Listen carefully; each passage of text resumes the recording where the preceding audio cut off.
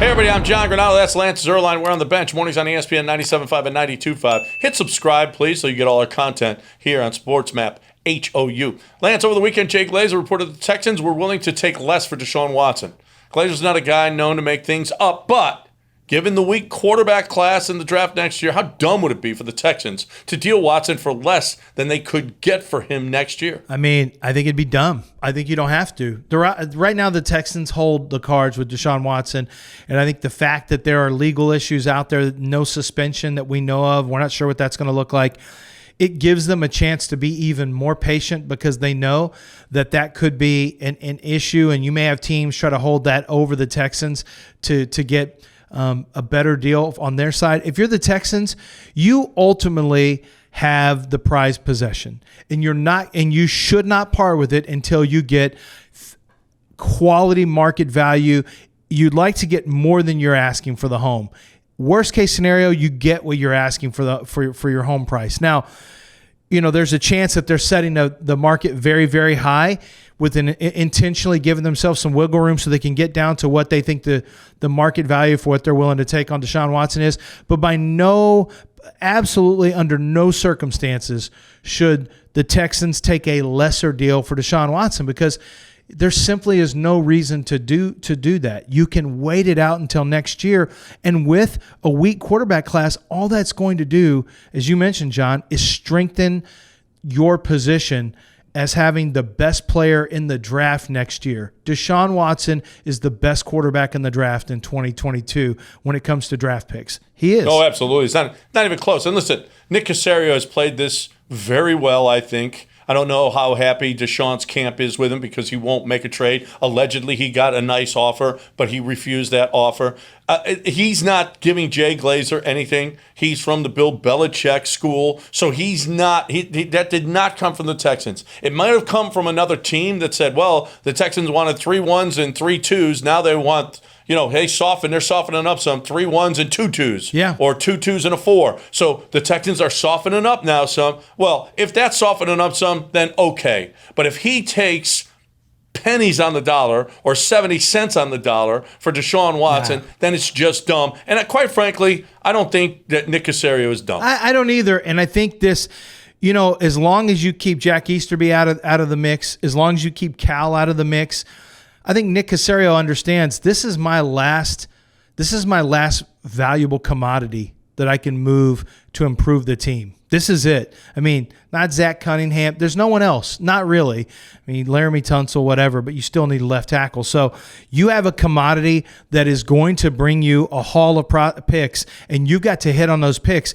You cannot afford to take less draft picks than what Deshaun will be worth by next February or next March. There's no reason that you should take less in October than you could get in March of 2022. There's no reason. It doesn't change you as a football team. If anything, you're going in a little bit blind in October. Well, in March, I would assume much more will have been decided about Deshaun Watson. Yeah, and you should decide to give your car to a kid. I know, and if you haven't made that decision yet, carsforkids.org. They work with Houston Can Academy, and Houston Can Academy helps young people who need a second chance at a diploma get that second chance, especially if they struggle with traditional learning. How you can help is by donating your car, your truck, your motorcycle, whether it's running or not. They'll come out, they'll haul it off, and then you get the tax write-off the car and not the kid at carsforkids.org.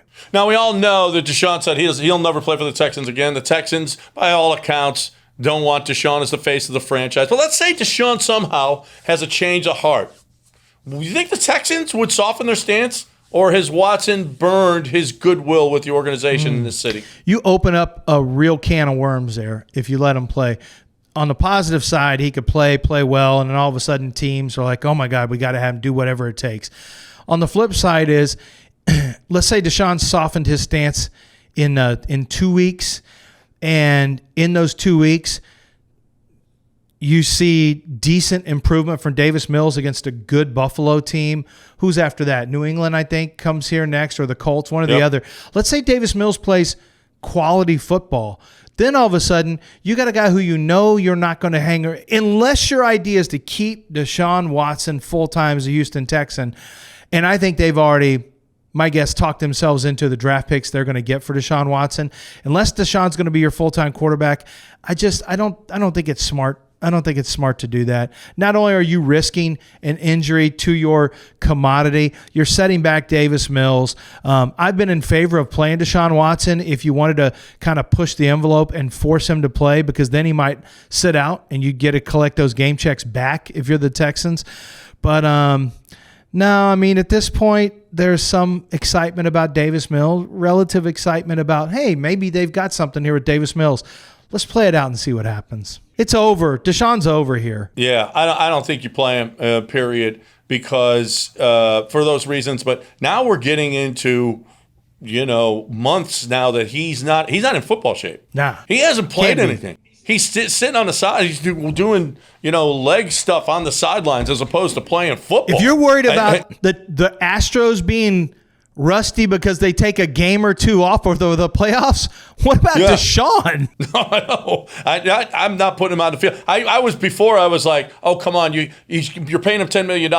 Dude could play. You know what? You don't have to worry about injury. But now you're getting to a point that it's been so long, and you put him on the field, you really are risking an injury to that guy. Plus, he's got zero practice with any of these guys. These are new guys. Everybody's a new guy except Brandon Cooks out there. He's not going to know anybody. And no, the answer is no. I don't care if Deshaun wants to play. You tell him, sit down, go get a massage or something.